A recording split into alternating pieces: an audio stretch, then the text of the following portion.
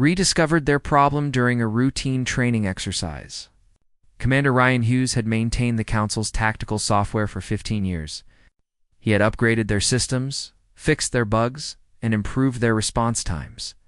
The military leaders had barely noticed his work. Good software just worked quietly in the background. Now their systems kept crashing. Simulations that should have taken hours took days. Response times that had been lightning fast became sluggish. Admiral Corvin stared at the error messages covering his screen and wanted to throw the computer out the airlock. "What happened to our systems?" he demanded. Commander Hughes maintained them. He updated them every week. "Without him, the old problems are coming back," his technical officer explained. "Then hire him back." We tried. He declined. Said he is busy with human defense systems. Admiral Corvin realized with growing horror that the Council's military was suddenly much weaker than he thought. All those years of smooth operations had hidden the fact that one human had been holding everything together. Now that human was gone, and they were exposed. Counselor Thexener called an emergency session. The chamber was full, but tension filled the air. Every representative had complaints. Trade was failing. Medical systems were breaking down. Military readiness was dropping. Even simple administrative tasks were taking longer. "What happened?" Thexener asked the assembly. "Why did the humans leave?" Silence greeted his question. Finally, Ambassador Zaleth of the Korthon Empire spoke. "Perhaps we should ask ourselves what we did to make them leave. We did nothing. Business continued as normal," another representative said. "Exactly," Zaleth replied. "We treated them as we always did. We voted against their proposals. We ignored their warnings. We used their services and gave nothing in return. That was normal for us. Perhaps normal was the problem." The Council reviewed the records. In the last 10 years, humans had proposed 43 initiatives. The Council had rejected 42 of them. Humans had issued 37 warnings about various threats. The Council had acted on only 4. Humans had requested assistance 18 times. They received help twice.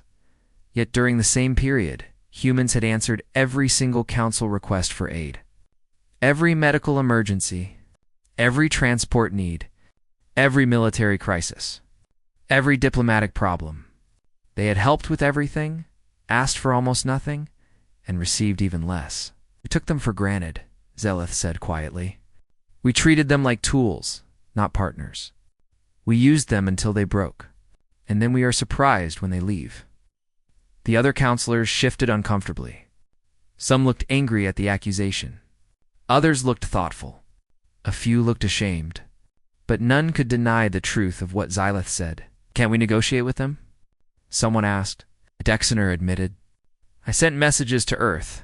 The responses are polite but clear. They will maintain basic diplomatic relations. They will trade at standard rates. But they will not provide the services they once did. They will not send their doctors to our hospitals. They will not transport our goods. They will not train our soldiers. They are cordial but distant." "What do they want?" another counselor asked. "Nothing. That is what makes this so difficult.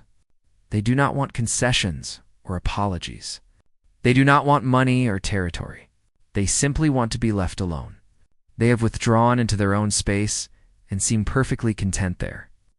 The meeting ended with no solutions. The Council had no leverage. They could not force humans to help them. They could not bribe them, because humans were not asking for anything. They could not threaten them, because human military strength had been greatly underestimated. Everyone had assumed humans were weak, because they were peaceful. That was a mistake. On Earth, life continued. President Helen Carter read the reports from Council space with no satisfaction. She had not wanted the Council to suffer. She had just wanted them to appreciate what they had. But you cannot force people to value you. You can only stop letting them take advantage of you. "They are struggling without us," her advisor reported. "I know. Let them struggle. Maybe they will learn something," Helen replied. In human space, the returned workers were adjusting to their new lives. Some missed their alien friends and colleagues. Others were simply relieved to be home. But all of them agreed on one thing. They had given enough. It was time for humanity to focus on itself for a change. The galaxy would have to learn to function without human charity. It would be a hard lesson, but necessary lessons often are. Inside human territory, things were changing. The withdrawal had not happened because of anger or revenge. It happened because people got tired. Tired of giving everything and receiving nothing. Tired of being helpful and being ignored. Tired of being taken for granted. So they stopped. And the relief was immediate. Admiral Kevin Brooks stood in the command center on Mars, watching the holographic display of human space. New defensive stations glowed like stars along the border. Patrol ships moved in careful patterns. Everything was designed to protect human worlds, not alien ones. For the first time in decades, human military resources were staying home. "The perimeter is secure, Admiral," reported Lieutenant Sam Cooper. "All border stations are operational. We have complete sensor coverage of all approach routes." "Good. Make sure every captain knows the new rules. We defend human space. We help human ships." "Everything else is not our problem anymore," Kevin said.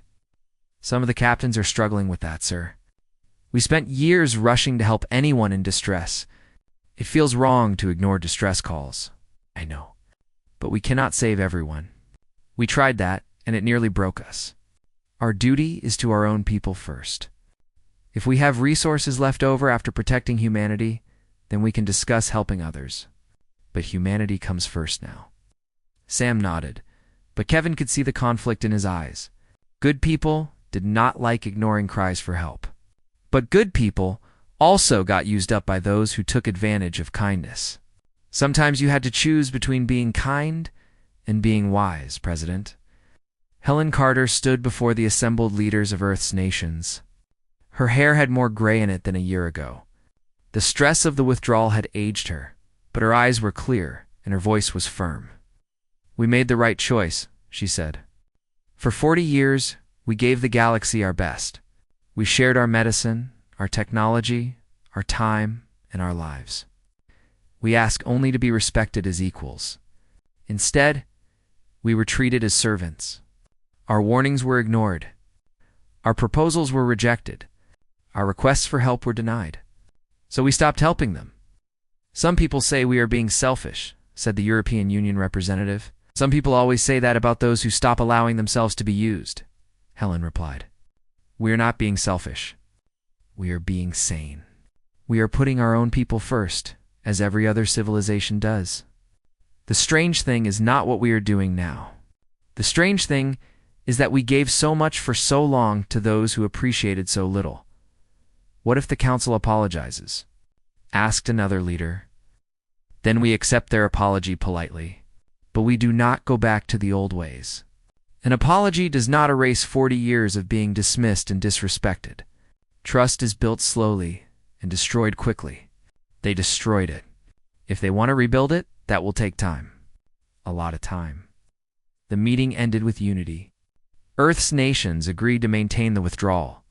Human ships would travel only in human space. Human doctors would treat only human patients. Human technology would stay in human hands. The galaxy had taken humanity for granted. Now the galaxy could learn to function without them. Engineer Paul Dixon walked through the construction site of Defense, Station 17. The station was massive, bristling with sensors and weapons. It would be one of 40 stations forming a protective ring around human territory. Not a wall to keep others out, but a boundary to make clear where human responsibility ended. "How long until completion?" Paul asked his assistant. 3 months for full operation?" "Basic systems are already online," replied the young engineer named Kate Morris. "Good. I want these stations to send a clear message. We will defend our home. We will protect our people. But we are done being the galaxy's free security service." Kate looked at the station taking shape before them. "Do you think we will ever work with the Council again? Maybe on our terms. As equals? Not as their unpaid problem solvers." Paul's voice was firm. He had spent 15 years maintaining alien infrastructure, fixing their mistakes, upgrading their systems. They had paid him, but they had never respected him. Payment without respect is just using people with extra steps. Dr. Laura Griffin led the research team at the New Geneva facility. They were working on medical technology that would have changed the galaxy. Treatments for diseases that affected multiple species. Surgical techniques that worked across different biologies. Diagnostic tools that could scan any life form. Before, this research would have been shared freely. Now, it stayed home. "We have a breakthrough on the Carver syndrome treatment," announced Dr. Peter Yang, one of her team members. "Excellent. Make sure all data is secured. Triple encryption. No external access," Laura instructed. "Should we publish our findings?" "In human medical journals only, not in the galactic database." Peter hesitated. "This treatment could save millions of lives across the galaxy." "I know. But we developed it with human resources, on human time, in human facilities. The Council had 40 years to support this kind of research. They chose not to. They chose to vote against every human initiative. So now they can develop their own treatments." "That seems harsh." Laura looked at him with tired eyes. "Is it harsh to keep what is yours? Is it harsh to stop giving everything away to people who never say thank you?" "We are not being cruel. We are just no longer being doormats." The conversation happened 100 times across human space. People who had spent their lives helping aliens struggled with the new reality. It felt wrong to have solutions and not share them. But it felt more wrong to keep giving to those who only took. Colonel Steve Manning trained the new pilots at the Academy on Luna. These young men and women would defend human space, not the galaxy. They would fight for their families, not for aliens who could not be bothered to defend themselves. Remember, he told his students, your loyalty is to humanity. You will face situations where others need help. You will want to help them. That is good. That means you are good people. But you must ask yourself if helping them is worth dying for them. If the answer is no, then you come home. A young pilot named Chris Bailey raised his hand. Sir, what if the situation is really bad? What if people are dying? People are always dying somewhere, Bailey. You cannot save everyone. Your job is to save humans. Let the council save their own people for once. The words sounded cold, but they were necessary. For too long, human pilots had died protecting aliens who would not have done the same for them. Those days were over. In the depths of human space, far from the council, life went on. Colonies grew. Trade flourished. Science advanced. Humanity discovered that when they stopped spending all their energy on others, they had plenty left for themselves. The silence from Earth was the loudest message humanity had ever sent. Not a declaration of war, not a list of demands, just silence, just absence. Just the withdrawal of all the things the Council had taken for granted, and in that silence humanity found peace.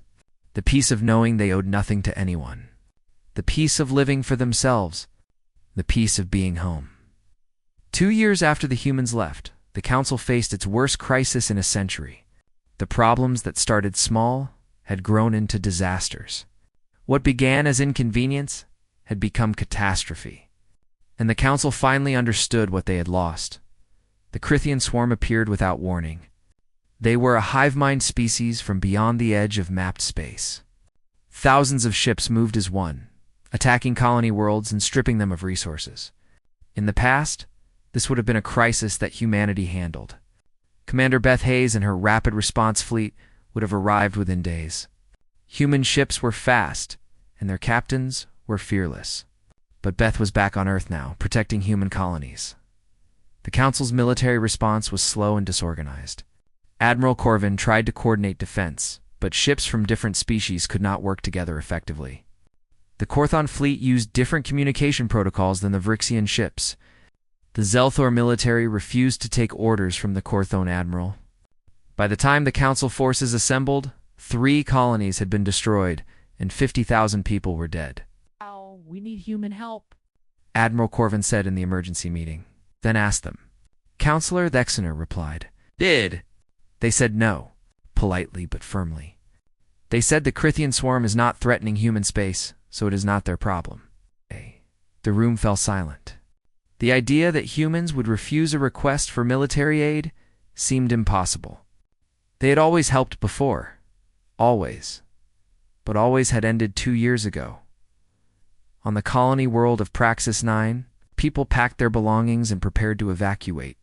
The Crithian swarm was 3 days away, and the Council fleet was still 2 weeks from arriving. Governor Malthor sent out desperate pleas for help to anyone who would listen. Several merchant ships changed course to help evacuate, but they were small vessels. Most people would be left behind. One message reached a human patrol ship at the edge of human space. Captain Jim Foster read it and felt his stomach twist. 50,000 civilians needed evacuation. His ship could carry 200. The math was terrible. He could save 200 and watch 50,000 die. Or he could do nothing and maintain the boundary humanity had drawn. He made the jump to Praxis 9 without asking permission. He saved 212 people, mostly children. Then he jumped back to human space before the Crithian swarm arrived. He was court-martialed for violating orders, then quietly given a medal. The message was clear. Humanity would not officially help. But individual humans might still have consciences that would not let them stand by. The economic summit on Nexus Station collapsed into chaos. Before, human mediators like Frank Shaw had kept negotiations on track. Frank had an ability to understand what each species really wanted beneath their demands.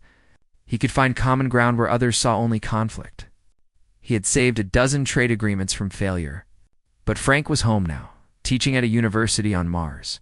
Without human mediation, the summit fell apart. The Korthon Empire accused the Vryxian collective of trade fraud. The Vryxians accused the Korthons of espionage. Ancient grievances surfaced. Insults were exchanged.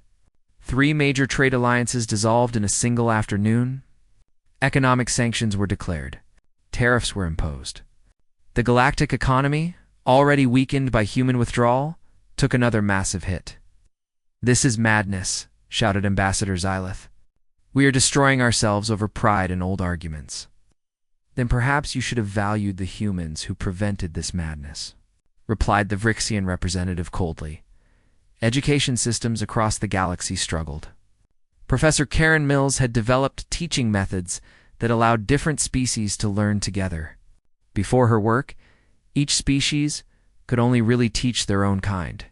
She had bridged that gap, creating protocols that worked for everyone. Then she went home. Universities tried to continue with her methods, but they were missing key elements. Professor Mills had updated her techniques constantly, adapting to new situations and new species. Without those updates, the system broke down.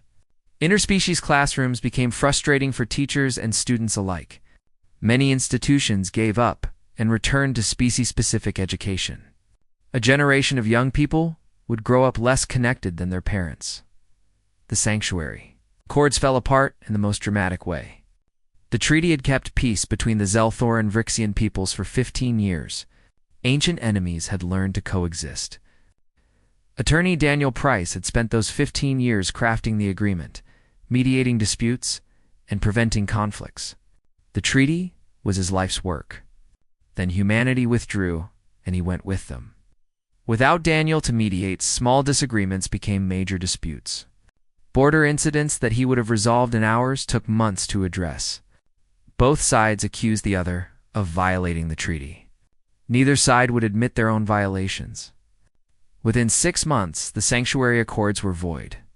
Within a year, the Zelthor and Vryxian people were at war. Counselor Thexner made the journey to the edge of human space. He requested an audience with human leadership. He was made to wait 3 days before Ambassador Chris Wallace agreed to meet him. The meeting took place at Gateway Station, a human facility that marked the boundary of their territory. "Thank you for seeing me, Thexner," began. "You're welcome." "How can humanity help the Council today?" Chris asked politely. His tone was professional and distant. They had been friends once, had shared drinks and stories. Now Chris looked at him like a stranger. Oh. "We need help. The Crithian swarm is destroying our colonies. Our economy is collapsing. Wars are breaking out. We need human assistance." "That does sound difficult," Will you help us? No. The word hung in the air like a blade. Vexener had expected negotiation, conditions, demands for concessions. He had not expected a simple, flat refusal. People are dying, he said. People die every day. Humans died when the Council ignored our warnings about the Helkin pirates. Humans died when the Council denied our requests for medical support during the Rosk Plague. Humans died when the Council voted against our defensive initiatives. We mourned them alone because none of you cared. We made mistakes. We admit that. But will you let innocent people suffer for our mistakes? Chris leaned forward. We are not letting anyone suffer. We are simply not preventing their suffering anymore. There is a difference. You have ships, weapons, doctors, and engineers. Use them. Protect your own people. Solve your own problems. That is what we are doing. We cannot do it without you. Then learn. We did not have anyone to help us build our civilization. We figured it out. You can too. Vexener left the meeting with nothing but a polite goodbye. He reported back to the Council that humanity would not help. Some counselors were angry. Others were resigned. A few understood that this was exactly what the Council deserved. The galaxy learned slowly that humanity had been the glue holding everything together, not through force or threats, but through endless patience and quiet competence.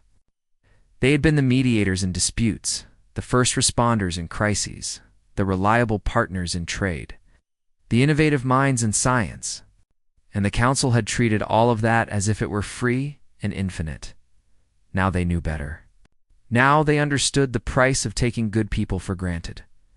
And that price was measured in burning colonies, broken treaties, and the silence from Earth that answered all thigh. The Council chamber looked the same as it always did. Tall walls made of crystal reflected light from 1,000 worlds. Representatives from 60 different species sat in their designated seats, talking about trade routes and border disputes. But something was different today. Human section was empty. Ambassador Claire Bennett had not missed a single session in 43 years. She arrived early, stayed late, and always listened more than she spoke. The other ambassadors had grown so used to seeing her quiet presence that they forgot to notice it. Now her empty chair seemed to echo through the massive hall. On the other side of the station, Commander Jake Morrison walked through the human embassy for the last time. His boots made soft sounds on the metal floor as he checked each room. The walls were bare now. Photos of Earth, the paintings of human cities, the flags from different nations, all packed away in cargo containers. His team had worked through the night, removing every trace of 40 years of human presence.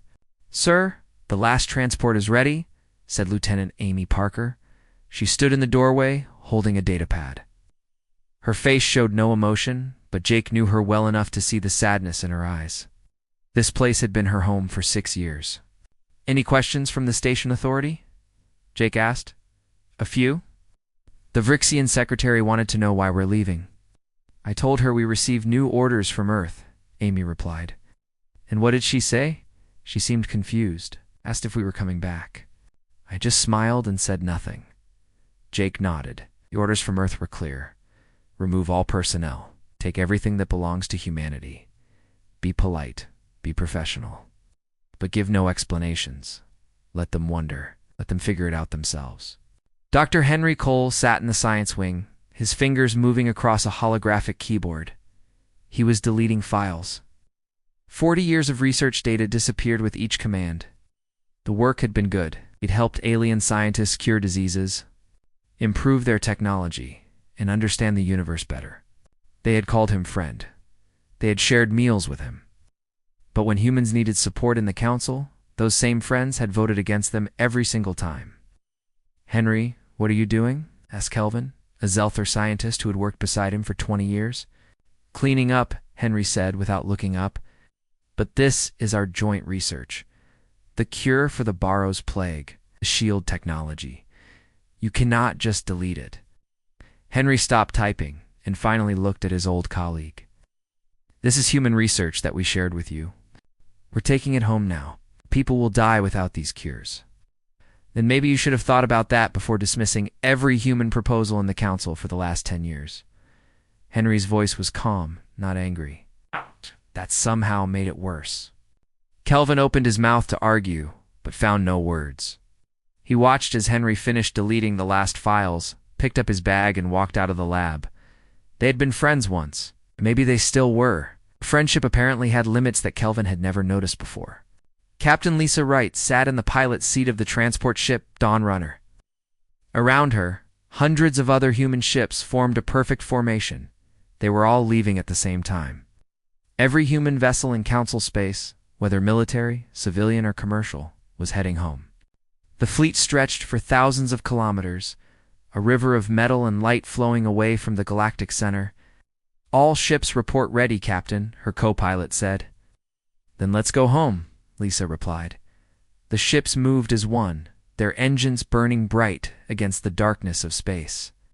Lisa had flown this route 1,000 times, bringing supplies to Council worlds, helping with evacuations during disasters, transporting diplomats to peace talks. She had been shot at, thanked, ignored, and decorated. But mostly ignored. She remembered. The time she had warned the Council about pirates gathering near the Helkin system.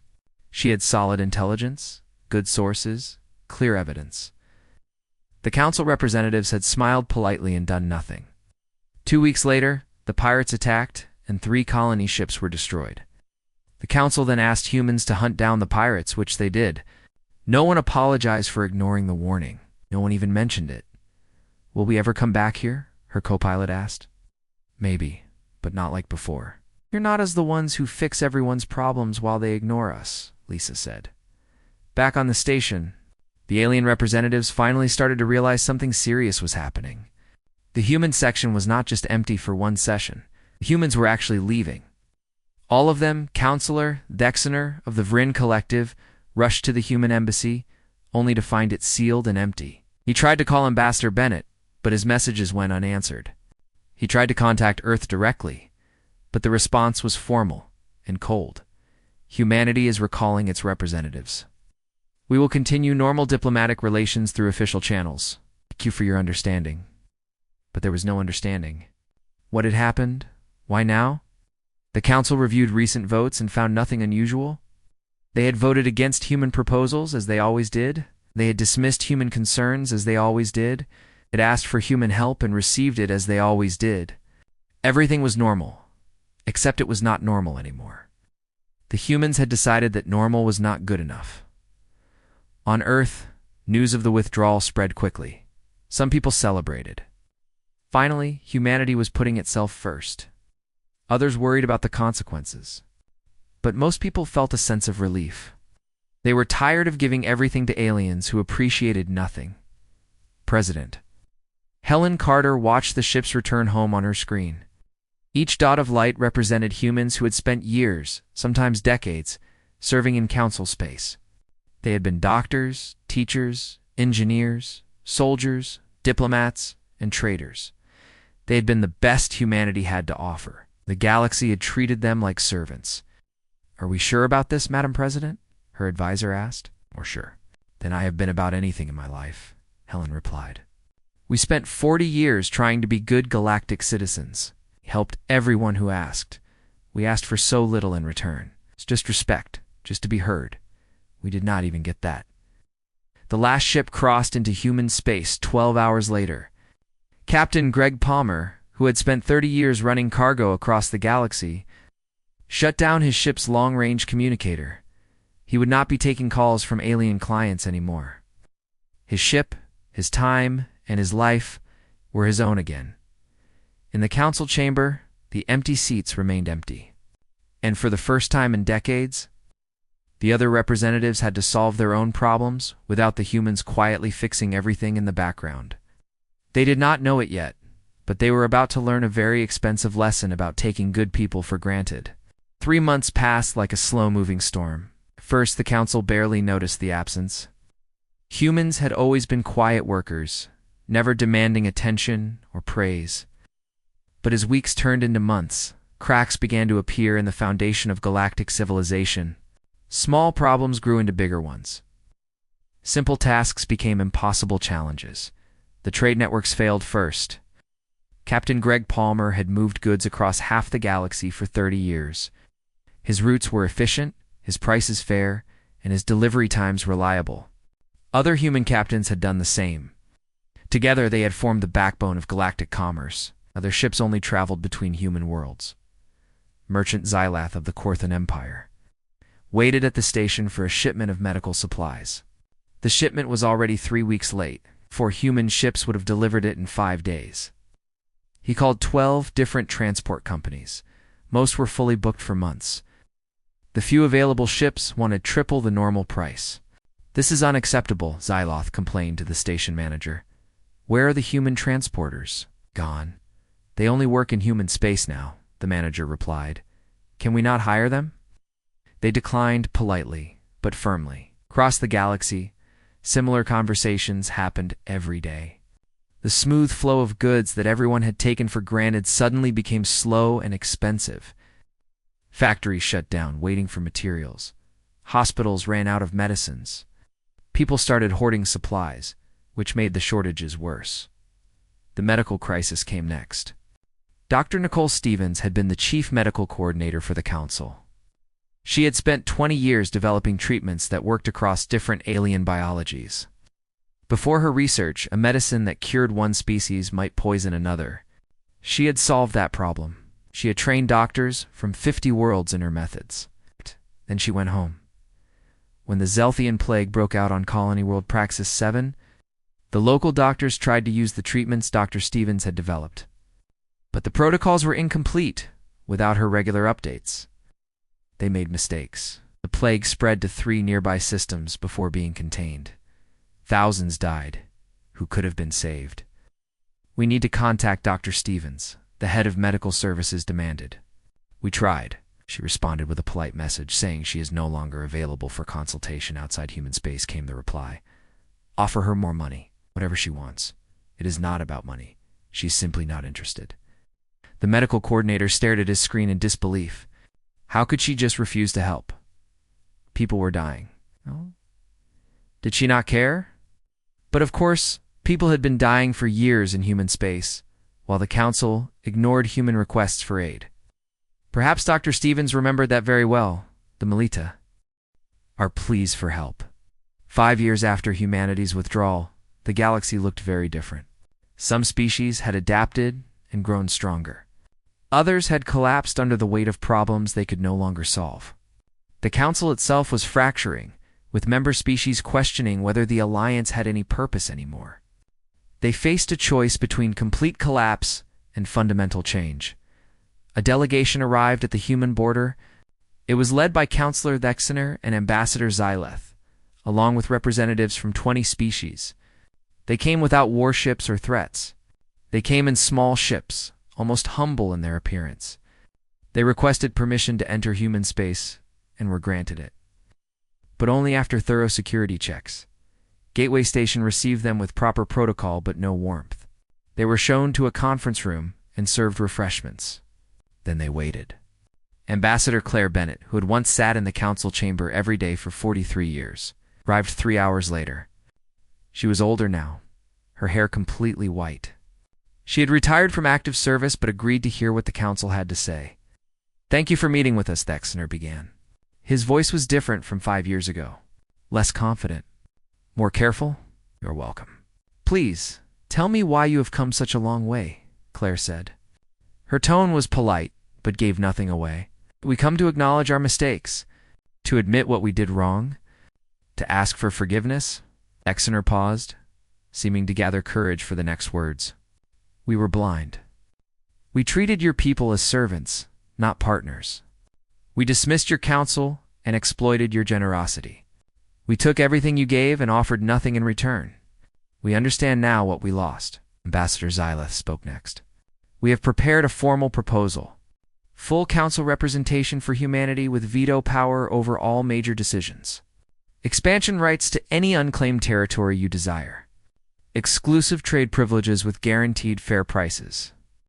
Full military alliance with command authority for human officers. We offer everything we can think to offer." Claire listened without interrupting. When they finished, she spoke quietly. "I will present your offer to President Carter and the Earth leadership. But I should tell you now, I do not think they will accept." "Why not?" Dexter asked. Is the offer insufficient? We can negotiate better terms. It is not about terms.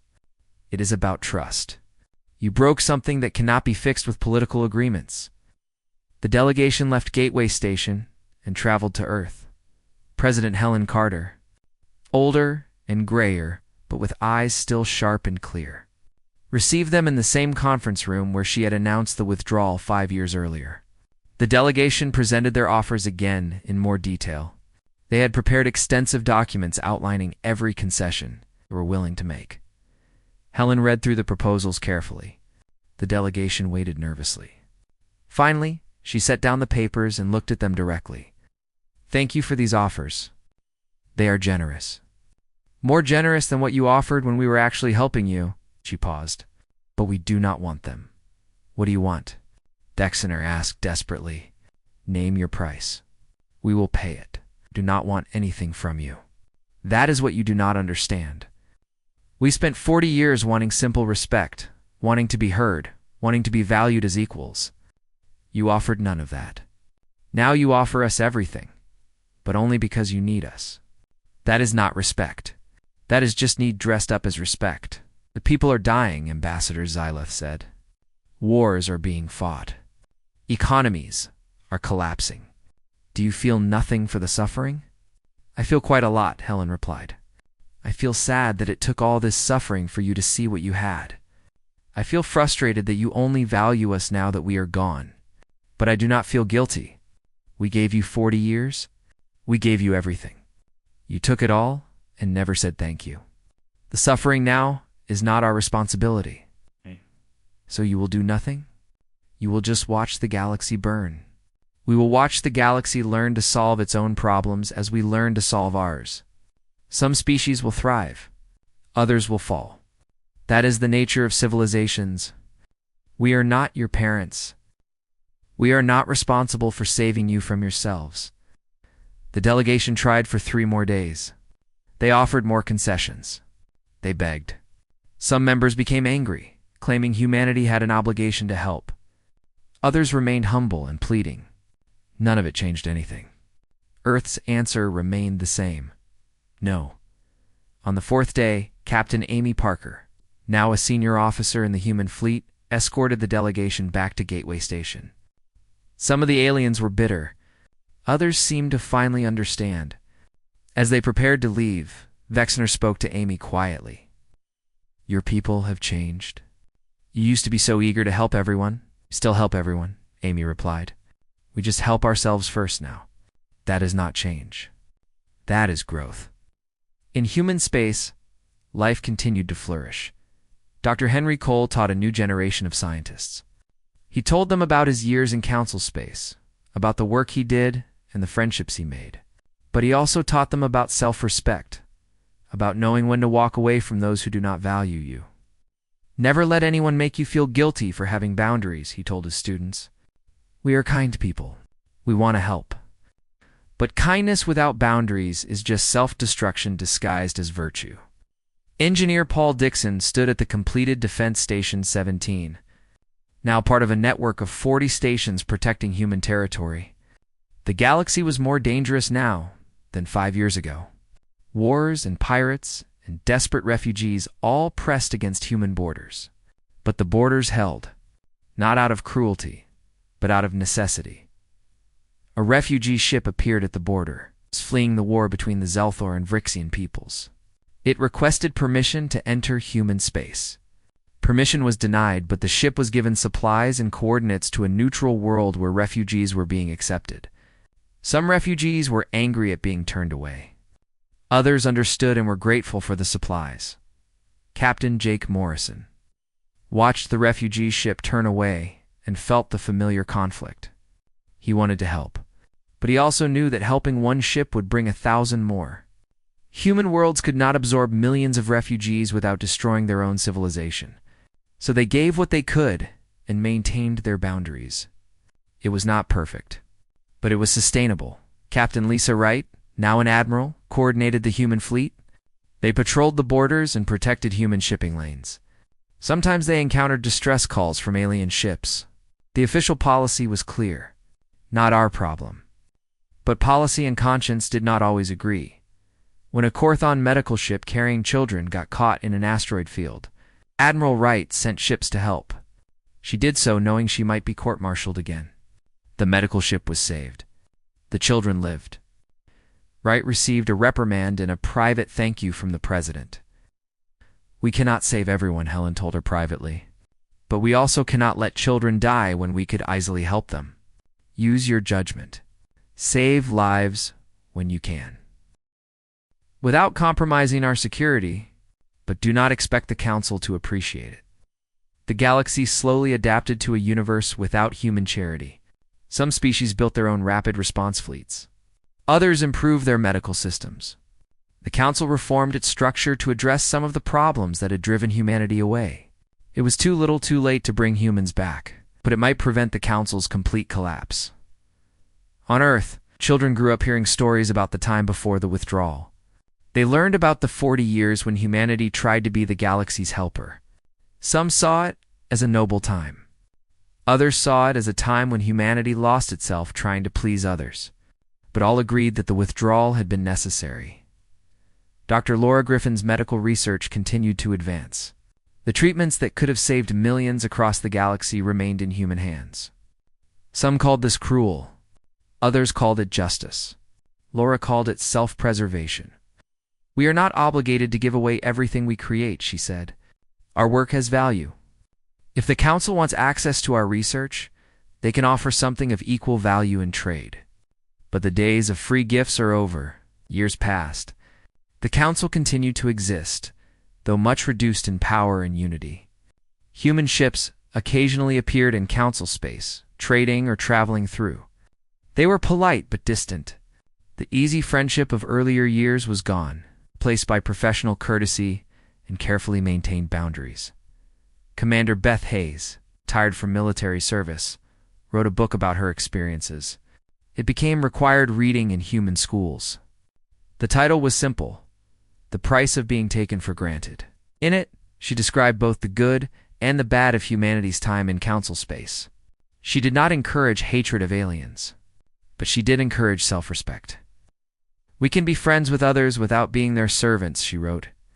"We can help others without destroying ourselves. We can be kind without being foolish." The galaxy taught us these lessons the hard way. Now we pass them on to you. Ambassador Claire Bennett lived her final years quietly on Earth. She was often asked if she regretted the withdrawal. Her answer never changed. "I regret that it was necessary, but I do not regret that we did it." President Helen Carter, in her final address before retirement, spoke about the galaxy and humanity's place in it. "We are not isolationists.